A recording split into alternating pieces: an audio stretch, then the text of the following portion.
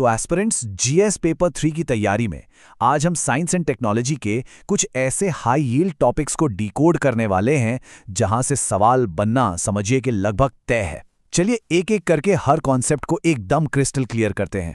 देखिए, science and take को master करने का जो तरीका है ना, वो सिर्फ फैक्ट्स रटना नहीं है। असली खेल तो है क्यों को समझना और अलग अलग टॉपिक्स के बीच डॉट्स को कनेक्ट करना। और जानते हैं, आज हम बिल्कुल यही करने वाले हैं। चलिए इसको ब्रेक डाउन करते हैं। तो आज हम एक सफर पर निकलने वाले हैं, एक ऐसा सफर जिसमें हम देखेंगे कि कैसे चांद की चट्टानों का एक रहस्य, करोड़ों साल पुराने एक जीवाश्म की कहानी और भारत में दिल की बीमारियों का जो संकट है, ये सब आपस में जुड़े हुए हैं। और सबसे बड़ी बात, ये एग्जाम के लिए कैसे रेलेवेंट है। ये सिर्फ कुछ रैंडम करंट अफेयर्स नहीं है, नहीं, ये एक पूरी इंटरकनेक्टेड कहानी है। तो ये रहा हमारा आज का रोड मैप। इन्हीं 4 सेक्शंस के थ्रू हम इन सभी टॉपिक्स को एक एक करके एक स्ट्रक्चर्ड तरीके से कवर करेंगे। ऑलराइट, तो चलिए शुरू करते हैं अपने पहले सेक्शन से। यहां हम पृथ्वी से परे मतलब स्पेस साइंस में हुए 2 जबरदस्त डेवलपमेंट्स को समझने की कोशिश करेंगे। तो सबसे पहले एक पहेली जो सीधे चांद से आई है। सवाल ये है कि आखिर चांद की कुछ ज्वालामुखी चट्टानों में पृथ्वी के मुकाबले इतना ज्यादा टाइटेनियम क्यों है। जरा इन नंबर्स पर गौर कीजिए। चांद के बेसॉल्ट्स में 18% तक टाइटेनियम डाइऑक्साइड यानी TiO2 मिलता है, जबकि अपनी धरती पर ये 2% से भी कम है। ये एक ऐसा फैक्ट है जो प्रीलिम्स के लिए समझिए कि गोल्ड है। इसे जरूर नोट कर लें। अच्छा, तो इस पहेली का जवाब वो छिपा है एक बहुत ही खास परत में। इसे कहते हैं IBC यानी इल्मेनाइट बेरिंग क्यूमुलेट।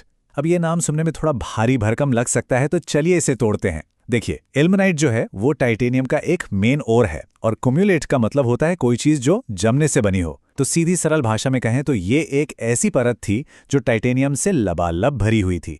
और ये बनी कब? ये तब बनी जब चांद का शुरुआती मैग्मा का समंदर धीरे धीरे ठंडा होकर जम रहा था। अब ये जो प्रोसेस है ना, ये सच में फैसिनेटिंग है।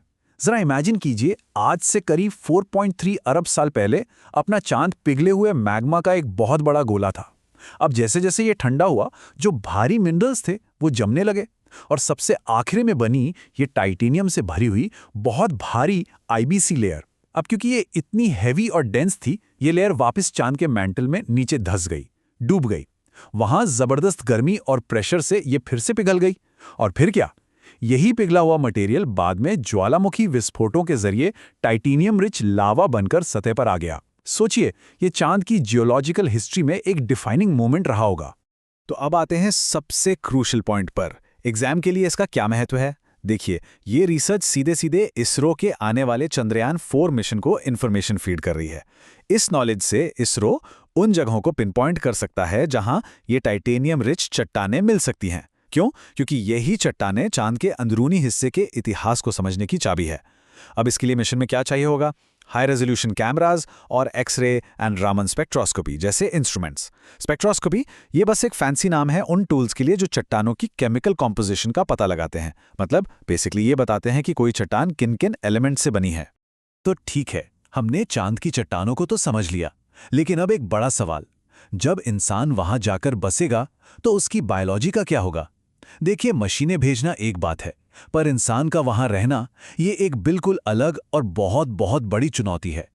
हाल की रिसर्च जो है वो कुछ चौंकाने वाली बातें बता रही हैं। माइक्रोग्रेविटी यानी लगभग जीरो ग्रेविटी हमारी सबसे फंडामेंटल रिप्रोडक्टिव प्रोसेसेस को डिसरप्ट कर देती है।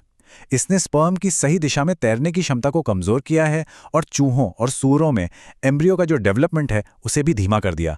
तो मानवता के अंतरिक्ष में भविष्य के लिए, जैसे कि चांद या मंगल पर कॉलोनीज बसाने के सपनों के लिए, ये एक बहुत बड़ी साइंटिफिक और एथिकल दोनों तरह की बाधा है और इसे हमें पार करना ही होगा। चलिए, अब अंतरिक्ष से अपना फोकस वापस अपनी धरती पर लाते हैं। यहां हम 2 चीजें देखेंगे। एक, हमारे प्लैनेट के गहरे अतीत से जुड़ी एक खोज और दूसरा, हमारे भविष्य को बचाने वाला एक इनोवेशन।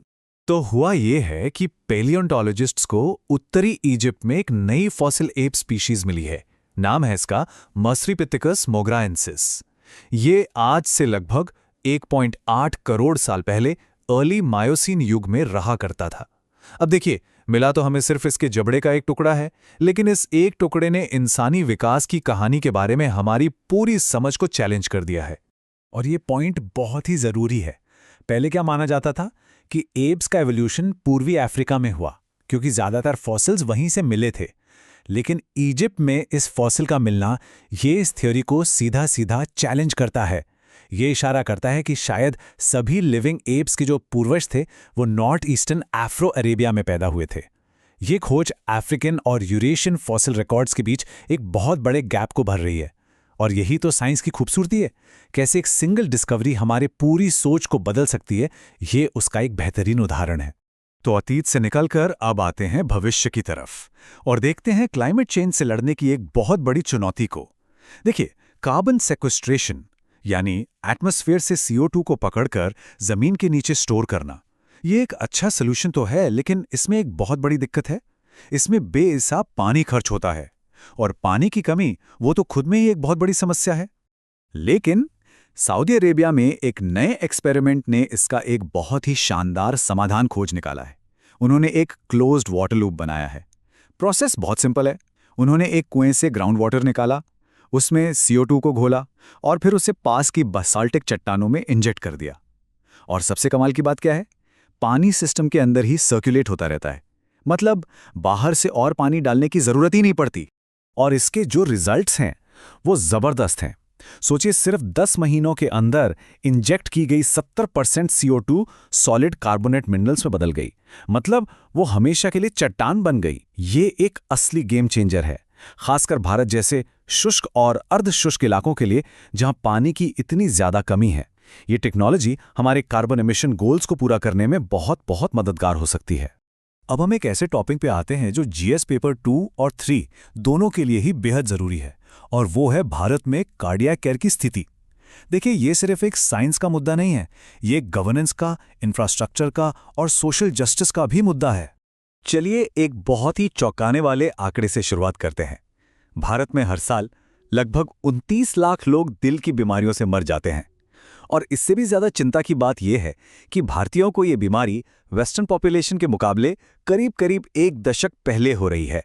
और ये समस्या और भी बदतर हो जाती है देरी की वजह से।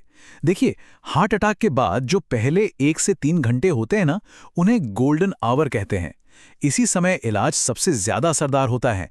लेकिन भारत में ज्यादातर मरीज 6 से 12 घंटे बाद अस्पताल पहुंच पाते हैं, जब तक कि अक्सर बहुत देर हो चुकी होती है।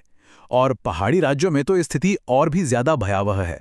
ये जो चार्ट है, ये एक बहुत बड़े इंफ्रास्ट्रक्चर गैप को दिखाता है।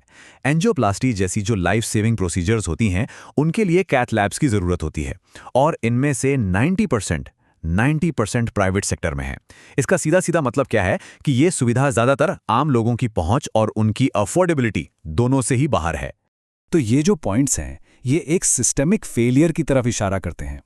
देखिए, एक तरफ तो जागरूकता की कमी है, दूसरी तरफ प्राइमरी हेल्थ सेंटर्स में ECG जैसी बेसिक मशीनें तक नहीं है, स्पेशलिस्ट की भारी कमी है, और इलाज का खर्च इतना ज्यादा है कि लगभग आधे मरीज कैटास्ट्रॉफिक हेल्थ एक्सपेंडिचर का सामना करते हैं। इसका मतलब है वो इलाज कराते कराते गरीबी में धकेल दिए जाते हैं। और तो और आयुष्मान भारत जैसी बीमा योजनाएं भी पूरी तरह से कारगर नहीं हो पा रही हैं, क्योंकि प्राइवेट अस्पताल अक्सर इन मरीजों को लौटा देते हैं। तो सवाल ये है कि इस सारे इन्फॉर्मेशन का हम अपने एग्जाम्स में इस्तेमाल कैसे करेंगे। अब हम आ रहे हैं सबसे जरूरी हिस्से पर। ये जो सिग्निफिकेंस वाला पार्ट है ना, ये मेंस के आंसर्स के लिए समझिए कि सोना है। तो चलिए की टेकअवेज को समराइज करते हैं। तो देखिए, हर टॉपिक के लिए उसके एप्लीकेशन और सिग्निफिकेंस पर फोकस करना है। जैसे जब चांद की चट्टानों पर लिखें तो उसे इसरो और भारत के स्ट्रेटेजिक एम्बिशन से जोड़िए। जब फॉसिल ऐप पर लिखें तो उसे साइंस के डायनामिक नेचर के एक उदाहरण के तौर पर पेश कीजिए। CO2 सीक्वेस्ट्रेशन को भारत के क्लाइमेट कमिटमेंट्स के लिए एक प्रैक्टिकल सॉल्यूशन के रूप में बताइए। और कार्डियक केयर पर इंफ्रास्ट्रक्चर, ह्यूमन रिसोर्सेज, फाइनेंस और अवेयरनेस, इन 4 पिलर्स पर अपना आंसर स्ट्रक्चर कीजिए। बस इसी तरह एक हाई स्कोरिंग आंसर तैयार होता है। तो अगर ये डीप डाइव वैल्यूएबल लगा हो और चीजें बेहतर तरीके से समझ आई हों, तो पॉलिटी एंड IR को सब्सक्राइब करना बिल्कुल ना भूलें और हमारे सीरियस एस्पिरेंट्स की कम्युनिटी का हिस्सा बने। हमारी कोशिश यही रहती है कि हर विश्लेषण में इसी लेवल की डेप्थ और क्लैरिटी लेकर आएं। धन्यवाद।